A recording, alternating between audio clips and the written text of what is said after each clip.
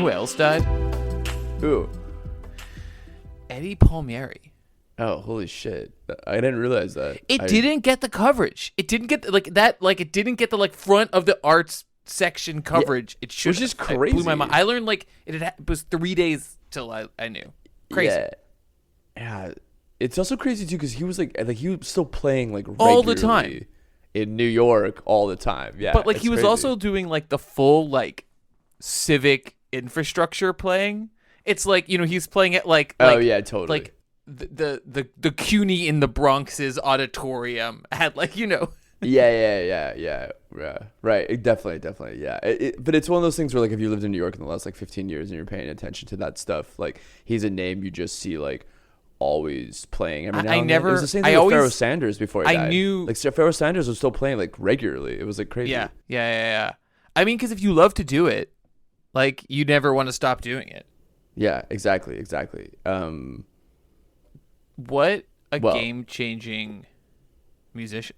That music, not just the initial salsa stuff for Fania, but the kind of the spacier 60s stuff, which I feel doesn't late 60s where they're it's very much salsa still, but it's about truth and diasporic revolutionary power, but via trumpet section. Yeah, via trumpet section. Justicia is one of the craziest albums, full phase on those trumpets. It's wild sounding. Yes.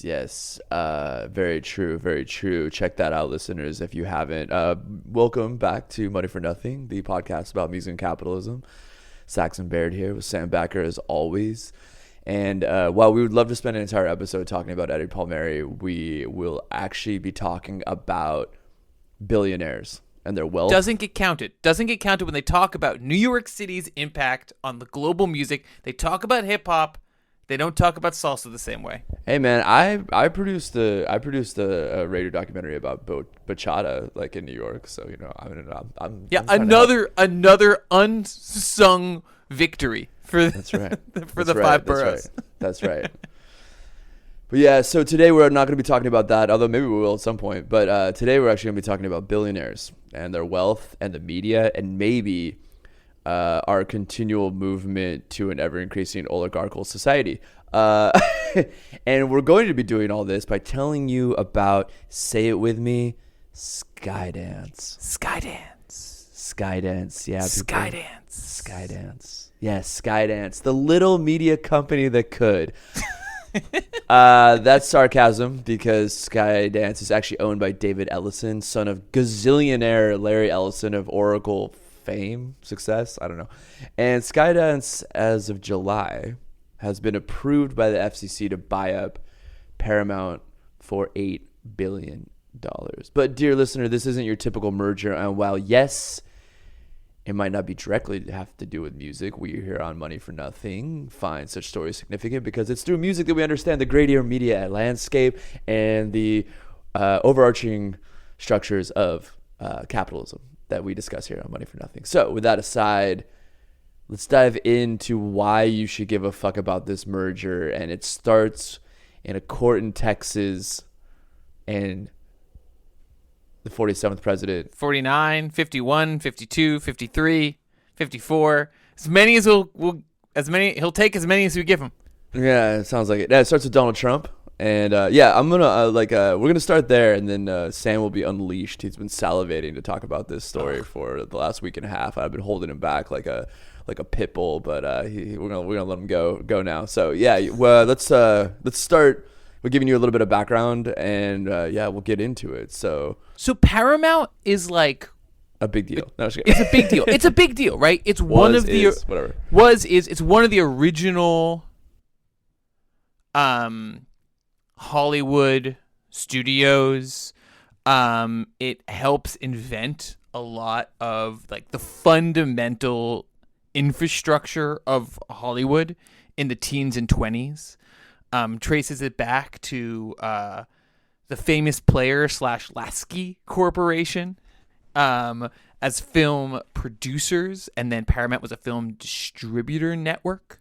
It invents a lot of the like I said, like the key innovations of that make so-called classic Hollywood, in particular, credited with kind of pushing the run zone clearance system. Runs being that each theater has a specific area around which you can't book the same movie. Zones, that's still going. Size of theater, not as much. Well, yeah. Sometimes it kind of feels like it is actually. Well, and then clearance. I mean, the clearance is the one that's still very much with us, which is that if you that they would put out a movie through all the big houses and then take it off the market for 2 weeks, and then put it on the medium-sized houses, and they take it off the market for 2 weeks. And that's the remnant of that is why there's still like a month or a couple weeks between when you can see a movie in theaters and when you can see it at home. Right. Or the Disney Vault, the famous Disney Vault, in which they every 5 years take off, you can't buy a new version of The Little Mermaid until a certain amount of time has passed, and do this in waves, so they're able to continue kind of creating scarcity for singular media products. Manufactured scarcity, hell yeah. The point is just that Paramount, huge deal through the 40s. The Paramount decrees are what is antitrust that breaks up the major studios' monopolies of film exhibition. Right. This is the point. This is not a step-by-step history of Hollywood in the 20th century, but just to say that like Paramount has an august history of being, I guess, like a tough monopolistic corporation. This is the equivalent of one of like the great major labels being bought and no longer right. So it's got a long august history. Even though that's now being bought by essentially the son of a billionaire. And Skydance has produced, it's been around since like 2006, produced the Mission Impossible series. It's produced movies that have like 2 of them. Yeah, some of them. Yeah. It's produced, it's got some like Academy Awards. I mean, like, it's like, I guess, like a legit like movie production studio, like 100%, but obviously funded by like basically just like, one of the richest men in America. I mean, his son is funded. Funded to his son. Yes. So I think before we get into Skydance, because I do think it's interesting and probably important to break it from maybe Skydance 1 to this current moment of Skydance 2. This merger buyout deal has received a lot of attention. One, because Paramount is a famous, august name in Hollywood. It's like it's been around longer than anyone has been paying attention, basically. But also because of a lot of suspicious activity, so to speak, around the merger in our, and with huge air quotes, current regulatory environment. Which is basically that in kind of a classic piece of right-wing projection in which there's been all this talk about the big bad Biden administration using their powers to like control or curtail or influence right-wing speech. It does seem like there is an active shakedown of major media corporations using the regulatory power of the federal government. This was a big merger. It was on the horizon. Shari Redstone, the owner of the company that owns Paramount, has been under an increasing amount of financial pressure. There were a couple of different potential suitors. So it was on the auction block, this company. Then Donald Trump sued them. And why did he sue them?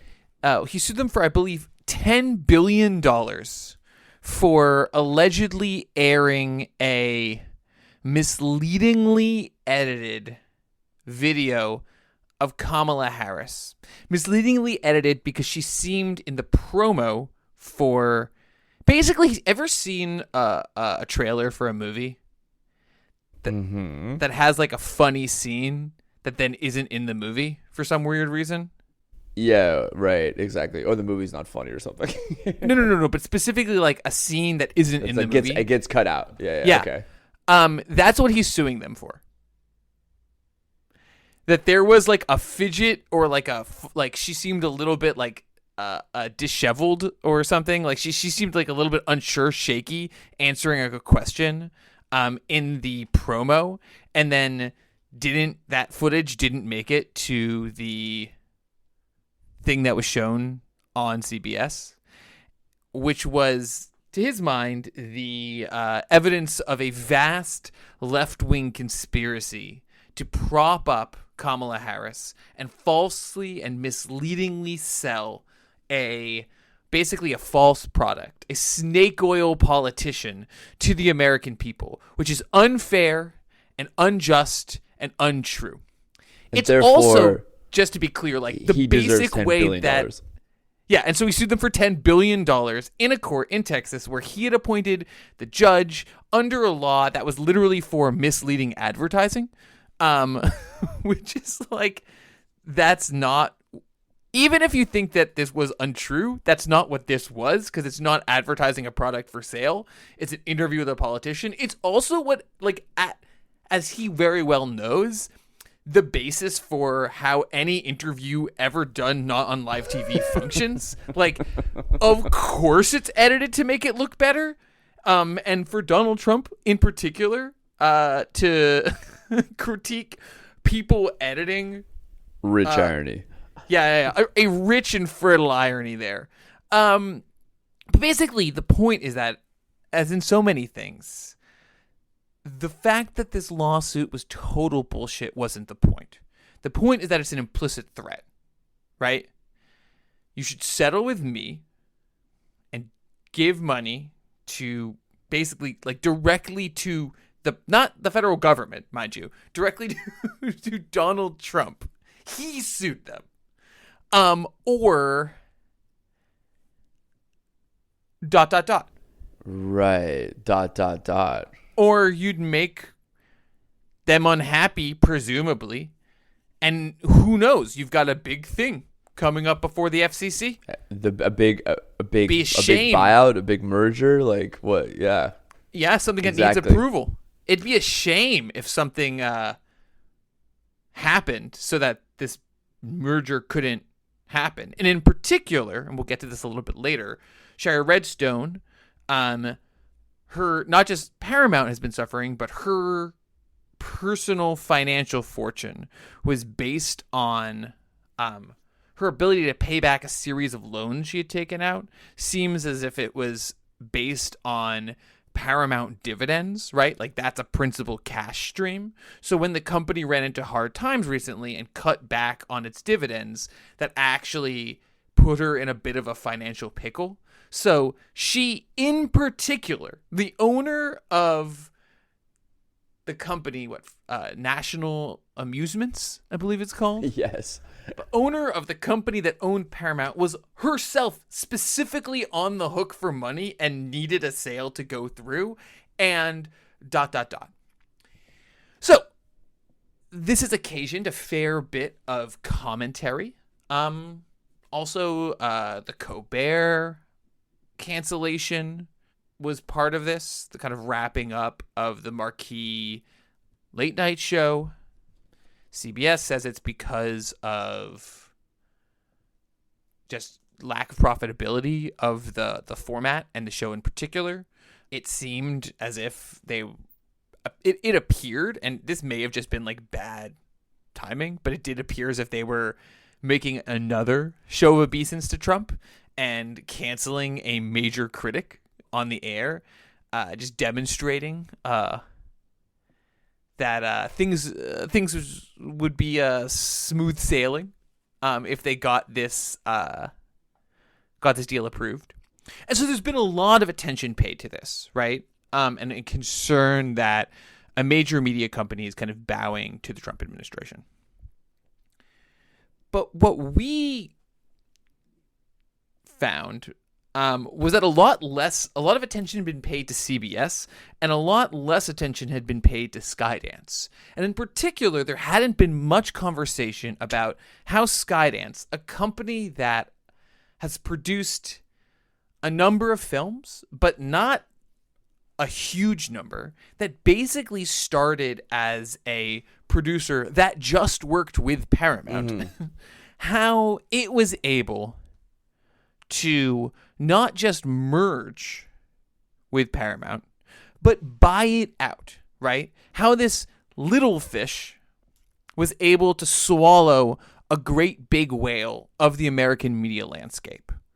And by thinking through that, right? Thinking through what Skydance was and Skydance is, what Paramount was and what Paramount is, how these things came together, it can tell us a lot about kind of how the media ecosystem functions at its highest levels, some of the threats that I think we're all facing because of how that infrastructure functions, and just, like you said before, reveals the extent to which hidden behind a series of holding companies and complicated maneuvers, this nation is just like continuing to hurtle towards oligarchy, like literally like rule by the few rich. It's not even aristocracy because there's no middling feudal knights.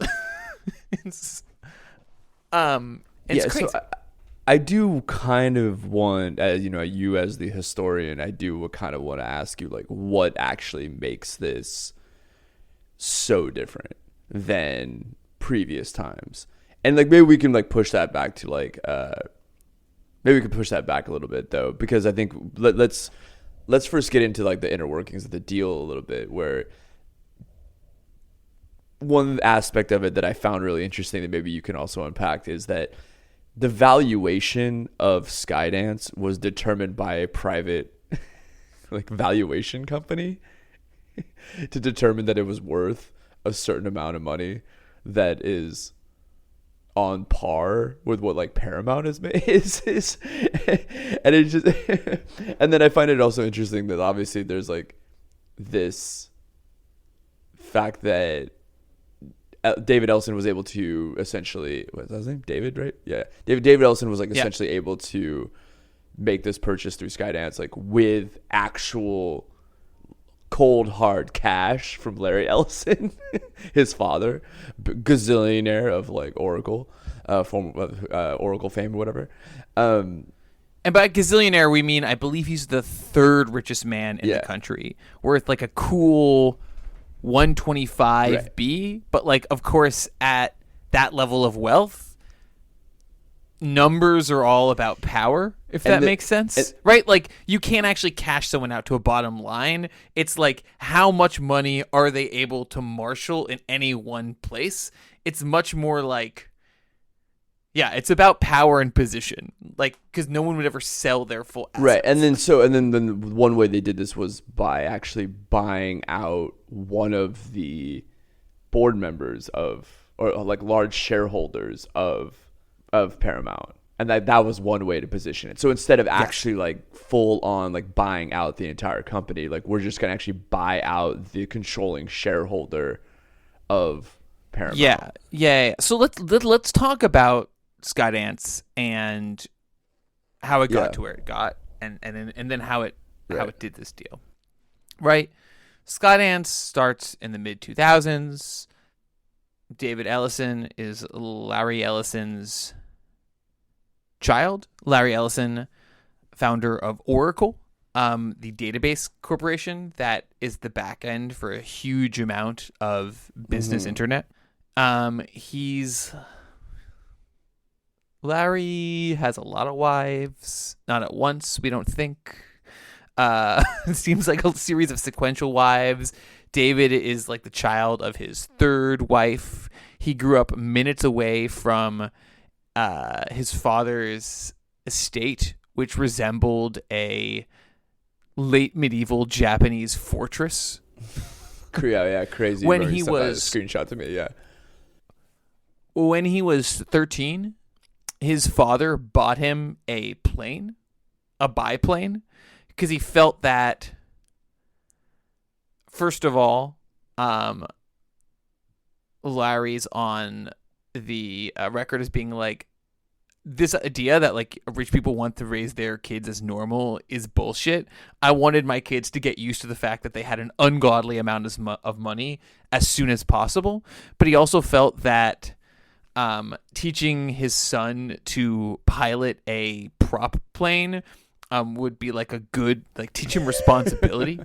And so he bought his son a plane, and the two of them would like tool around over the Atlantic in this like vintage prop plane. This led to Larry falling in love with aviation. Sorry, David falling in love with aviation. He starts this production company partially after financing losing hundreds of millions or not, maybe not hundreds, losing millions of dollars. I believe making a movie. Is what's called Skydance. It's about skydancing, which is much like a dog fight, but a sexier name. About fighter pilots, old-timey fighter pilots that he's a supporting actor in. By all accounts, I did not watch this movie in prep for this episode because even my dedication, dear listeners, has limits. The movie absolutely crashes and burns. He realizes that he can't act, but shocking for someone with an ungodly amount of money, he likes producing, which is, for those keeping score at home, the money guys who pull together the talents for a film and get it paid and get it financed. So he starts Skydance as a company with serious backing from his dad. And then really, at the time, I think people were kind of in Hollywood were like, oh, it's another rich kid. We're going to rip him off. But he stuck around, I guess, to his credit, produced a series of incredibly forgettable movies, some of which made money, like Terminator 4 and 5, Mission Impossible, Ghost Protocol. He's kind of like big... And I'm sorry to my mission heads. I know there's some of you out there. I don't understand it. He's like big, mediocre, like late period Hollywood spectacle action movies. It is shocking though. If you go through the entirety of Skydance's au revoir, they show an admirable refusal to make, as far as I can tell, even one successful indie darling. Like, nary a movie starring Brie Larson. Which is also just part of a bigger trend in Hollywood that we can talk about maybe later. But well, I mean, you could be A24, which is also just billionaire money, right? And being like, oh, we're gonna have a lingering indie, shot, but like, quote unquote. yeah, indie, quote unquote, which is maybe another episode we should do. Yeah, the Softy A24 brothers, story. these indie darlings who went to a Manhattan prep school that cost $50,000 a year to go to. Oh, I love these indie darlings, the Safdie brothers. Anyways, moving on. I mean, look. Yeah. Anyway, so company is private. It makes so it's not on the stock market. It makes good money producing these films. It moves into television. I guess it made Frankie and a long-running Netflix comedy about two wives who live together after their husbands become lovers, which apparently was pretty good. But yeah, they move into television. They move into gaming, but mostly they produce kind of these big budget, fairly successfully big budget movies, like kind of a string of them. It seems like the most they ever made was $1 billion in revenue. That's not profits, revenue in a year. And so they're like as far as I can tell from the Hollywood ecosystem. And again, researching this was fun just because of how much there is to know about a system in which individual movies can cost so much to make and make so much money, right? Mm-hmm. A big movie can make close to $1 billion. Not even the biggest record gets close to that. But also a movie can cost $100 million to make easily. And it's just, so it's like a totally different set of networks. But my sense is that he's like a medium-sized fish, right? Skydance Media is a medium-sized fish, tightly tied to Paramount. They produce a string of Paramount's big movies, which kind of fits in that most of the big studios, they have production companies that work for them. It's been that way since the 70s, basically. Then Paramount gets into trouble. We're not going to get into the Shari Redstone drama, but boy, is there a lot of it. It seems like her father, who founded the company or took it over from his father, moved it from a small Boston area cinema chain into a national powerhouse, turned it into Viacom, owner of a ton of different cable companies, purchased CBS, fused them together, split them, fused them back together again, is running in hard times. They've got Paramount Plus, but that isn't it's doing okay, but not great. The cable companies that have been their major cash cow forever, like MTV, BET, are clearly on the decline, right? But still are fairly profitable. The company has been increasing revenues slowly, but losing money, partially because of the difficulty of this pivot. Stock prices are down despite one hilarious 2020 insane blip that actually sent a hedge fund manager to jail for trying to game Paramount stock price. Wow. And okay. So Shari Redstone, having finally won control of the company, is trying to sell it. Right. So Shari Redstone, through National Amusements Inc., is massively in debt. Right. She only owns 10% of the total equity of Paramount, but she owns the majority of voting rights to control the company. So Ellison's come in and basically put down this deal on the table. We'll get rid of your debt. Basically, he goes, so there's a lot of different deals that happen. And when you have a deal, there's different ways to do a deal, basically. But a lot of them is you offer a certain amount of money for every share, enough of the shares, or for every share in Paramount, and then you buy enough of it. People accept the deal. You buy enough of it, you can get control. There were other deals that potentially, it seems like, might have had a higher price, right? And that deal, it's not just what's Paramount worth now; it's what is Paramount plus whatever corporation is buying it together. What are they worth? So there were potentially deals on the table, it seems like, from reporting, though all this is shadowy, that might have gotten a higher per stock price for most shareholders, most Paramount shareholders. But Shari Redstone, it seems like, from reporting we've read, was in debt, had been intending to pay off that debt with Paramount dividends. When Paramount runs into trouble, the dividends go back, which means that her personal wealth, not just the company she owns, but the houses, the yachts, the lifestyle, is under pressure. And so the way this deal works is basically David Ellison, backed up by Larry Ellison, and Redbird, a private equity company that also owns AC Milan, FC Redbird Capital, Toulouse, how you say that? Toulouse. Well, I don't know. Toulouse. But has major investments from Qatar and the UAE, and close ties with China's largest sovereign wealth fund. There's this secreted, shadowy consortium, because this is all private money. They buy... So, Skydance Investors Group, got the Ellisons, Redbird Capital, and some other shadowy consortium called KKR. Right. Give National Amusements, which is owned by Shari Redstone, hundreds of millions of dollars in cash, but not just to buy Paramount stock.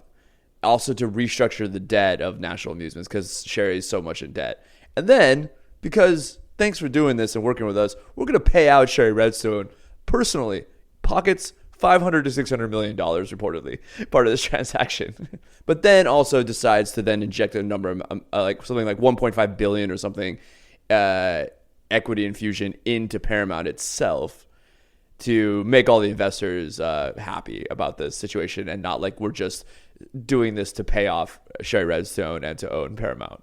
Like that's what goes down. Right. And so what eventually happens is the two fuse, basically.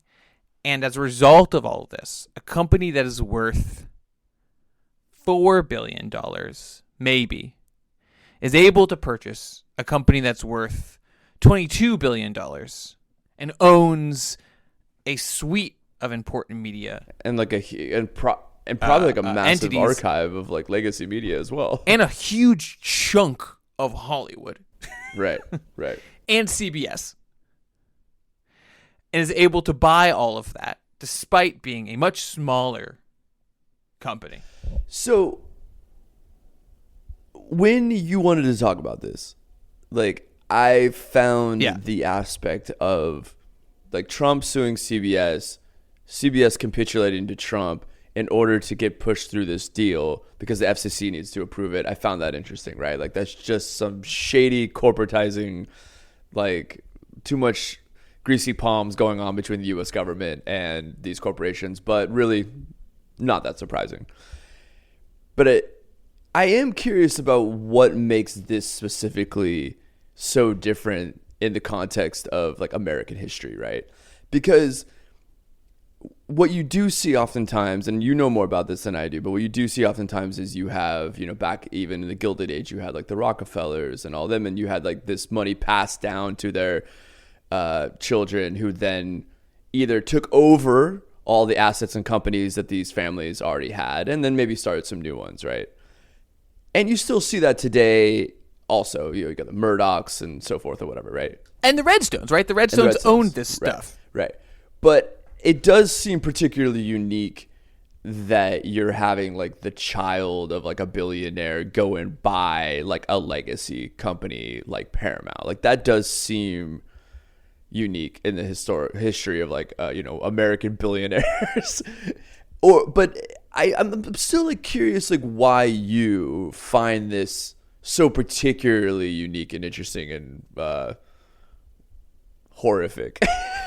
So wait, let's use an Adorno term. What's the one he's always barbaric? His favorite term. So I think the thing somehow, and maybe I'm just a old-fashioned romantic, but I don't think it's just that. I think that's a really good question. Something about the smaller company with this, a smaller private company with this kind of uncertain or uneven track record. It's produced some big hits, produced Top Gun Maverick, but like not a huge power, like it's not a leading, no one knew who they were really prior to this. Right. Purchasing. No one's like, yo, another Skydance production dropped. Yeah, another Skydance. Like they are with A24. Right. Yeah, it's not, exactly. Not just, purchasing Sherry Redstone's stake in National Amusements, but then fusing these companies together. The resulting company is called like Paramount, a Skydance company. It bothered me I thought about why, because we've talked about this before. It's like, why did it bother me? And I think a key thing here for me is this, I think, very dangerous market situation, maybe, that I think we've stumbled into in our contemporary media landscape. Skydance is a private company. Its valuation of somewhere between $4 and $5 billion is based on funding rounds, right? So people give it money for X percentage, right? And that is how you can value the company. This is similar to how like startups get valued, right? That actually doesn't require the judgment of the market generally, right? I mean, or a small segment of the market, but it's not a public sale in the way that, let's say, if you're, I don't know, like a true free marketeer, you'd want to see, right? It's not a huge amount of information. It's kind of insidery stuff. And we know now, I mean, as we've hit this oligarchic moment in America and globally, that there are people where taking a loss, maybe making a bad $500 million investment, isn't enough money for them to really care, or something that they're willing to do for kickbacks later, right? So it means that the valuation of a company like this, I just think, is fundamentally suspect. Because, like, if you're the UAE, it's worth doing Larry Ellison a favor, a $500 million favor, because you're the UAE and we're talking about billions of dollars now, you know, and a few million here, a few million there. Soon you're talking about real money. So that's on one side. The other side is that there is, I think, been partially because of the kind of conditions of contemporary capitalism, been, I think, maybe not a tremendous, there's been clearly a tremendous overvaluing of certain segments of the market just based on their market cap, right? This idea that if it wasn't for AI-based investments by the 7 biggest tech companies, we'd be in recession right now is crazy. The amount of concentrated market power in this handful of tech companies, and the people who they get money from. And the flip side is that there's been a set of companies that I think are, if not undervalued, are like undervalued in context in comparison to these tech companies, right? And media companies like Paramount, I think, are some of those. If you look at why Paramount has been having a tough time in the stock markets lately, they've had something like 10 or 11% revenue growth for most of the last 5 years. But they're losing a lot of money. And they're losing a lot of money because part of their business is being drawn down on cable, and they're making a pivot to streaming, right? Now, certain sets of companies are able to lose money forever. Companies like Skydance. Skydance was losing money. Uber, right? Like a million tech companies, maybe not a million, but like all these major tech companies are able to lose money for a long period of time based on a promise of future endless growth. And meanwhile, there's a set of kind of older school companies that aren't. And so they get pummeled by the stock market. And so what you're able to do is get this small company or smaller company that I think has a really high valuation based on the amount of private money that's sloshing around, purchasing a big company that I think is undervalued because it's viewed as a legacy media and is not just, it can't play according to the rules of a tech company. And what I think all of that misses, and why I feel like this is barbaric, is that CBS News is important.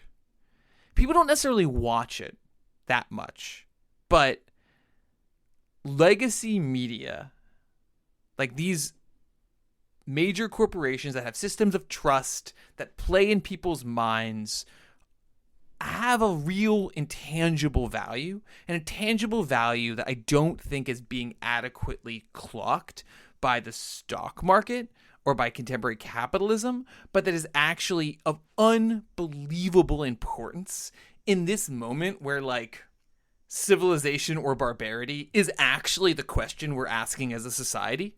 You know what I mean? Mm-hmm. So the ability of a handful of ultra oligarchic tech people to take control of CBS in this way, people who aren't part of like the habitus of like media folks that much, just feels unbelievably dangerous to me, right? To have Larry Ellison, a guy who, in an interview, there's this insane New York Times article about him, right? Where like his dream is a total surveillance state as a way, overseen by AI, of all Americans as a way to enforce public virtue. Holy like, shit. That is what he wants to have happen. Having that guy own CBS News in not even year one of the second Trump administration is a really big problem. And just all of this is just, I'm not saying that Larry Ellison couldn't have bought out this whole thing without a problem, even if it was properly priced. He's got a lot of money. But if it was properly priced, like there'd be a conversation about the stakes of this purchase. There'd be a conversation about the potential power of CBS. There'd be a conversation about how important this kind of sale is. But because it's by this unbelievably complex set of backroom deals, because they're like, oh, we're going to, and Saxon, unbelievable, some of the commentary about how Skydance is going to turn around Paramount. According to industry commentators, one, it's been too hard to develop sequels in the movie industry, and they think that Skydance's history of developing sequels will streamline this process. The second is somehow they're gonna guess what they're gonna integrate. Oh, please, AI? Yes, they're gonna integrate AI. Weird. To why would they do that? Yeah, they're gonna integrate AI to like reduce, further streamline things. So it's like nonsense, but it's somehow it's the ease of this kind of thing, and the very fact that it can happen reveals to me, I think, that contemporary capitalism, like in kind of the oldest story about capitalism in the book, right, isn't actually able to predict the conditions that enabled it to flourish in the first place, right? That innovation, the rule of law-esque, capitalism really needs the rule of law-esque. Capitalism in which the federal government gets to decide willy-nilly what business operations happen and which business operations don't. That's actually one where they fire the head of major like economic statistics organizations because they don't like the data. There's actually a place where it's much harder to do business, and I think that, or like the only people you can't do business with are these like oligarchical people like the Bezos and the Musk. Yeah. But even there, I think that capitalism's failure to see how valuable something like Paramount could be in terms of its raw ability to influence people and to shape conversation and to shape people's consciousnesses, the fact that they are not able to value that adequately, to me, means that, I mean, shocking no one, but like the market doesn't understand the moment they're in. It's in. Any of us are in.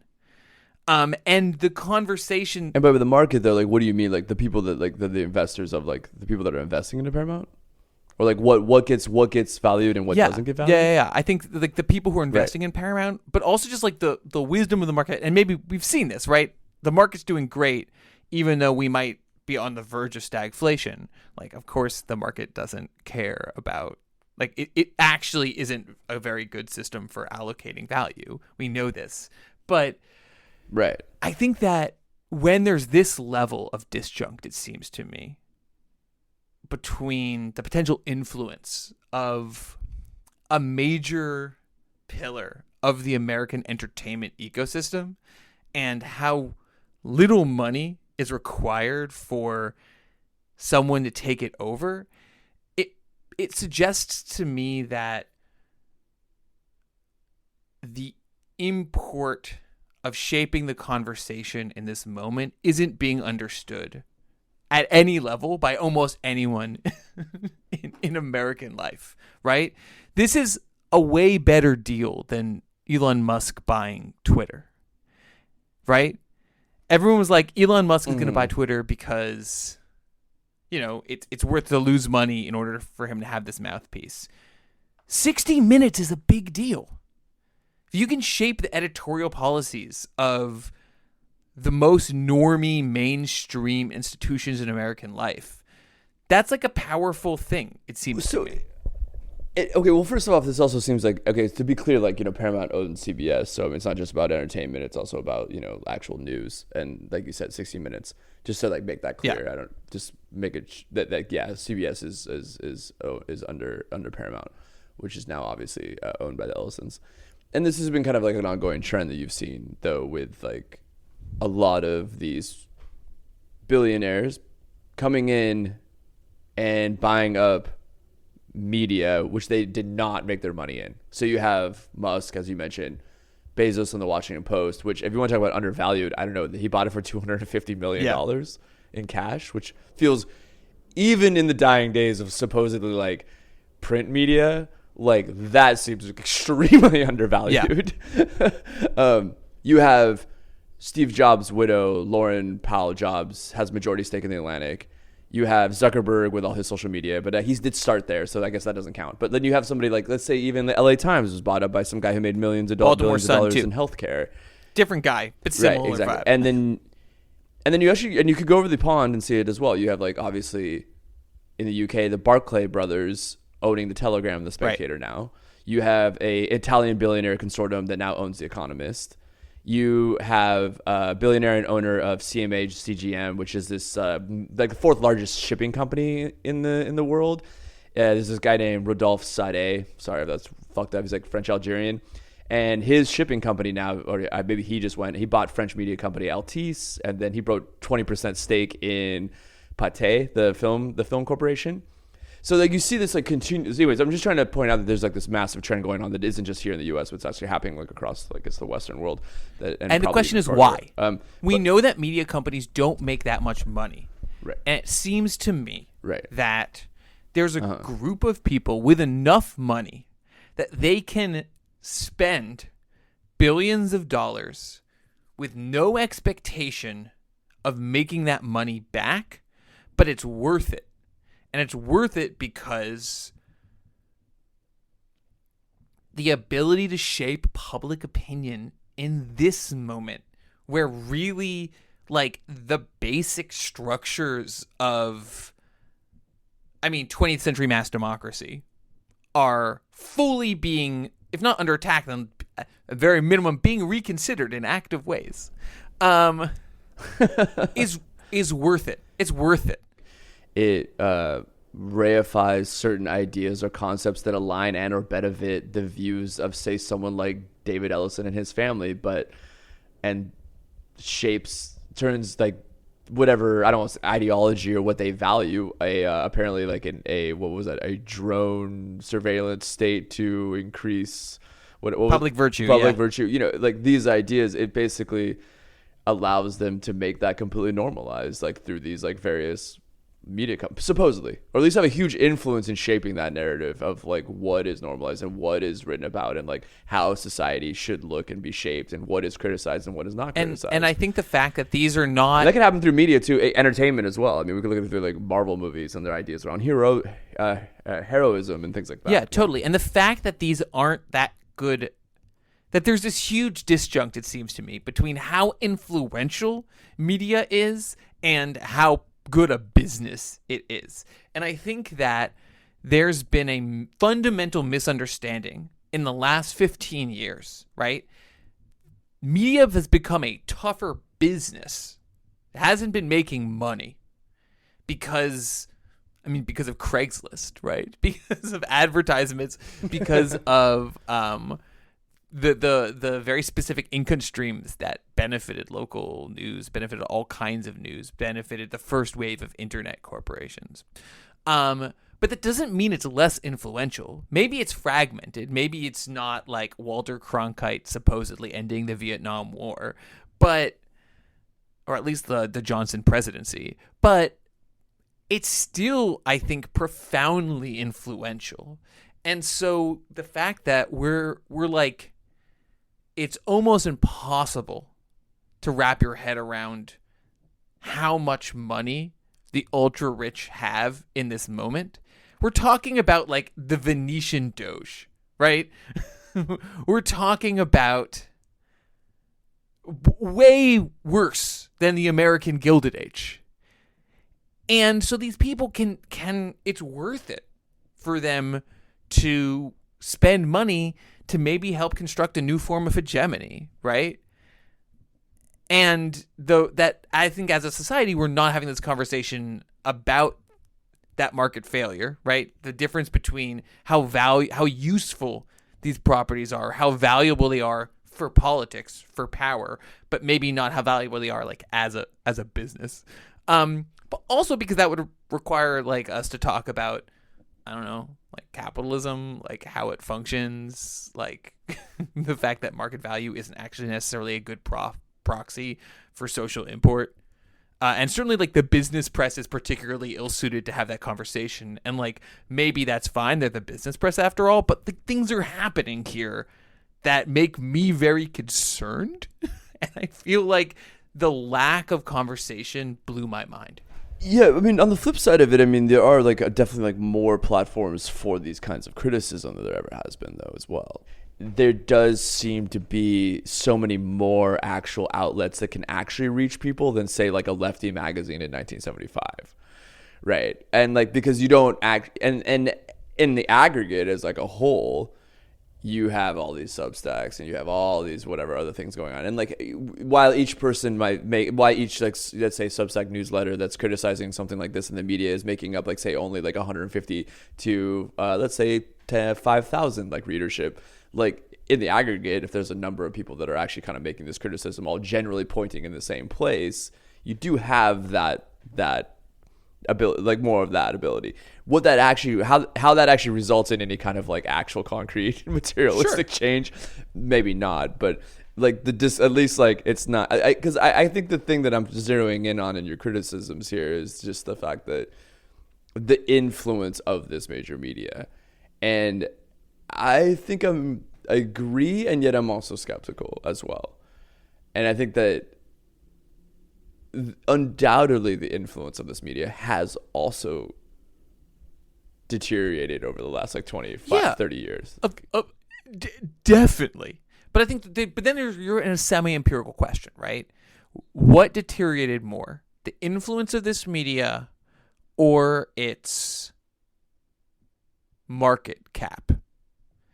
And my gut is that it's the market cap has dropped because it's not as good a business, but that 60 Minutes is still like the social capital of that name is kind of unparalleled, right? Or CBS generally, and the ability of these like infrastructures just pump out stuff. And we've seen clearly smaller networks, whether that's like smaller Russian networks, like some of the really far right, like America First media networks, actually have a huge amount of influence, despite right. And maybe they're all selling like. And also, I mean, that's also the counter argument to a lot of what I'm saying is also that like you have all these now platforms. The media landscape is deconstructed or whatever. The media landscape has fragmented, and yet what's resulted of that fragmentation is an enormous amount of right-wing media. You know, if you look at like the top 10 podcasts or like the top 10 YouTube video, you know, whatever, you know, like so. And like everyone, how much of the whole social media stuff is people writing stories about stories about stories? If you have a body of investigative journalists and you can push them in a new way, that's a pretty powerful stream of like relatively high quality content that then gets thrown into the everyone commenting about everyone commenting, right? There is this funny like value multiplier where like every little piece of reported like actual news reportage now gets commented on 50 times by people who are just like looking at Twitter and talking about it. But I actually think that like the ability to drive conversations based on that reportage, again, it doesn't need to have not declined. I just think it could be declining and undervalued at the same time. Yeah. No, I hear that. And I mean, obviously it's funny because the market's undervalued it, but then these billionaires value it enough to go and fucking purchase them. So if that's an indication of anything, just saying. Well, let's, I want to bring up a slightly, just maybe to do the last lap here of this episode. Let's bring up music. So, I did find it interesting that because I think some of the stuff you're talking about is more cultural in the sense of how we understand the world through media, right?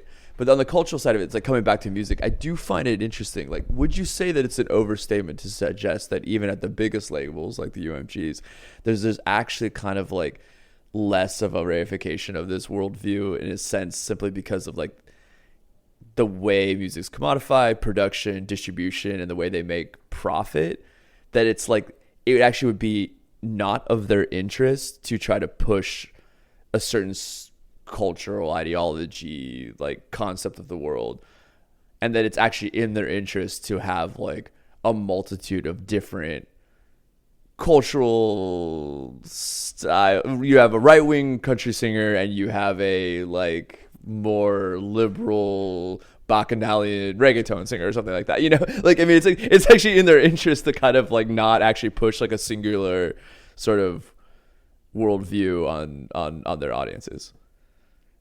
And then it kind of remains this space of where there actually is a sort of plurality.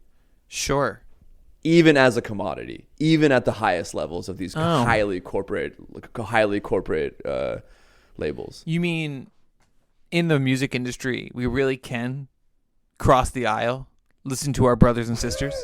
I mean, no, because it's all like obviously addressing specific. I mean, maybe. I mean, but like it's all addressing, the fans of those listeners. But it would be like literally in the way that it works, it would be not of interest to say a UMG to only push. I'm like, this is like a huge generalization, but let's say to like only push music that was aligned with like conservative values or something. I mean, I don't know, man. I'm pretty sure that UMG is only pushing music that supports their satanic agenda.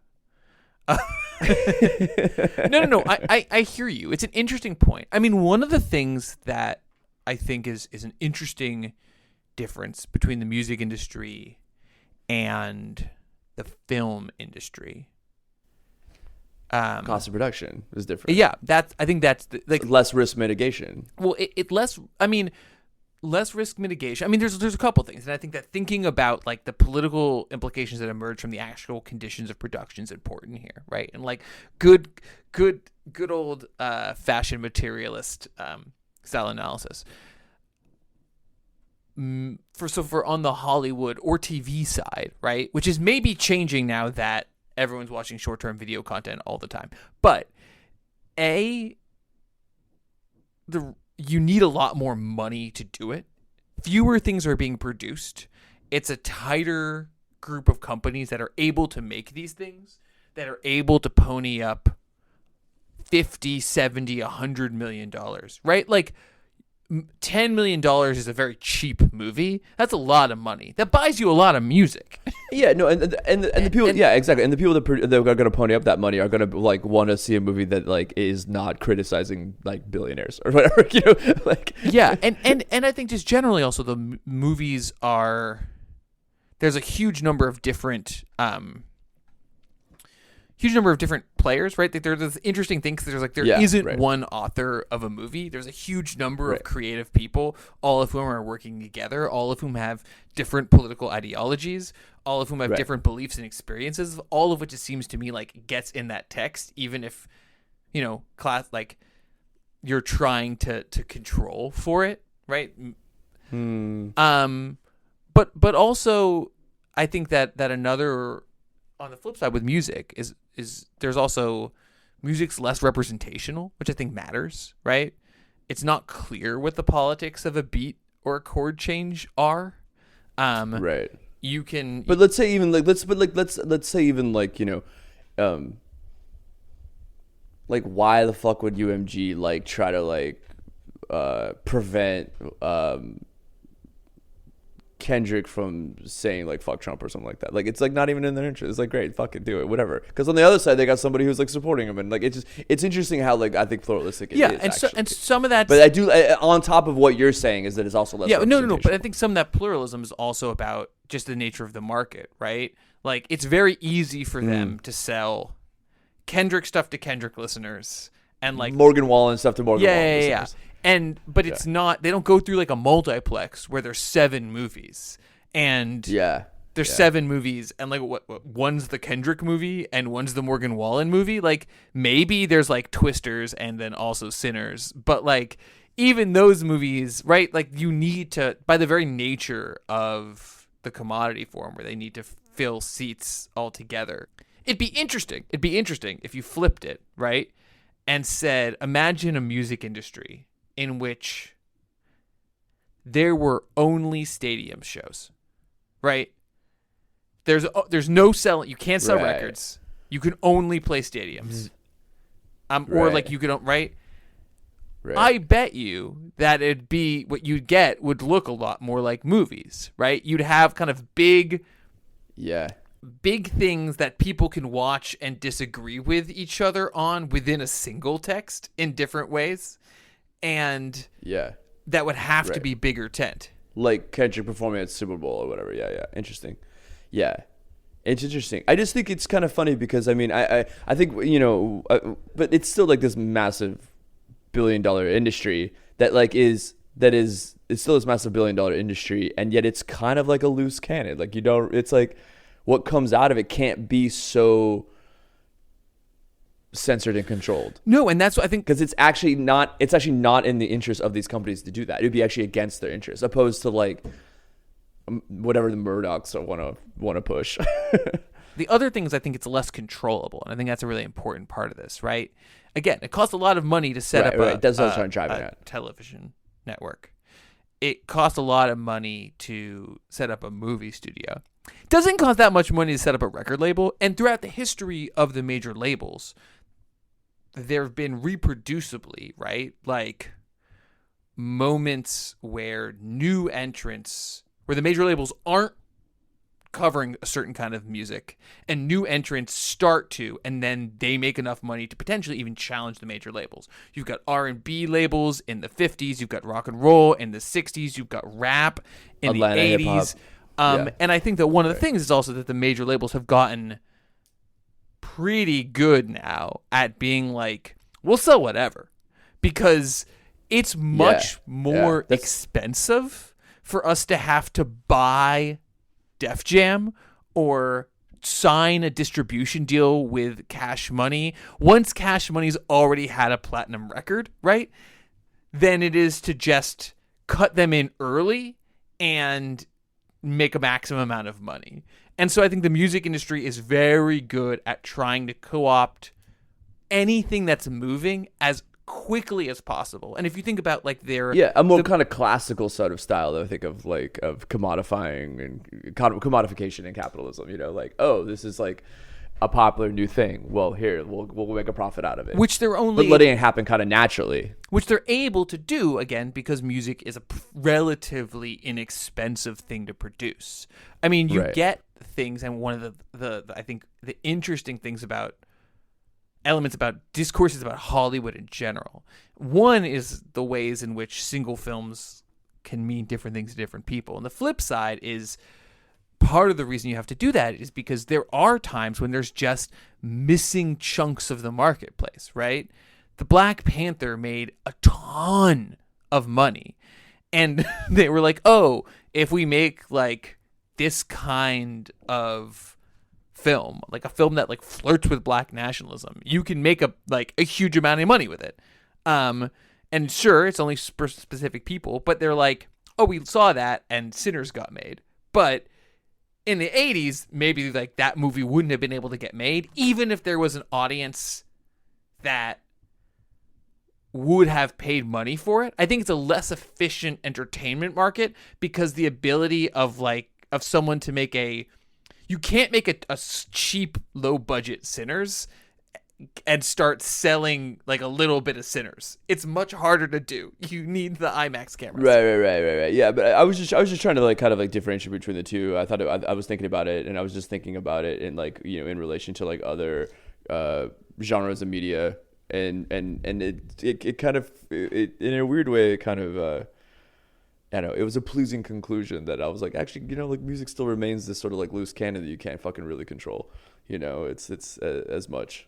And I think that music, the other thing is that, I mean, there have been a couple of people who have tried to do similar things, like Edgar Bronfman, right? Kind of. You know, he was in my notes, but we didn't come around to it. We've talked about him. Who before. Actually did try to buy the guy who like basically lost the entire Seagram's.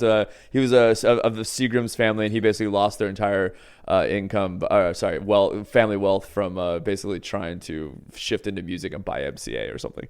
But no, he created the basis of Universal Music. He just didn't. Right. He just started too early. He was look, it's justice for Edgar. He had I think the right analysis of what was going to happen, but didn't manage to do it in time. No, but the point being that I also think the thing about music is there's this neat, like, as it has long been, it's like a trickier, more insular business. It's not very easy for outsiders to come in. Yeah, exactly. And take it over. Right. Yeah, and that's also what's kind of what I'm kind of also was thinking about, like in relation to like, you know, going full circle about the Ellison and all this stuff, and like it's like it's a little bit more tricky, and not to say there isn't like, you know, family nepotism going on some in various like streams. I mean, like, you know, I don't know, in music, but nonetheless, and also not to like diminish the fact that it's becoming harder to like say even have the money and space to experiment and make new innovative styles of music and like all that stuff. But just generally, like if we're talking about like massive, major corporatized media, it still kind of remains like who cares what the fucking politics of fucking Lucien Grange are? Nobody gives a fuck, because it doesn't matter, because it's not in his interest or the music interest or the people that he represents, the musicians he represents, to push that agenda. Love to see it. Music, it's cool. Music, cool. All right. Listen to music. Don't go to the movies. Okay. Okay. We'll go. We went long on this one, but hey, fuck it. Music by Bird Language. Please rate and review us. Actually, please rate and review us. And check out our newsletter. We moneyfornothing.substack.com. Throw us a couple bucks if you can. We obviously do this for free out of the care and love of our hearts about these topics. And we'll be back soon.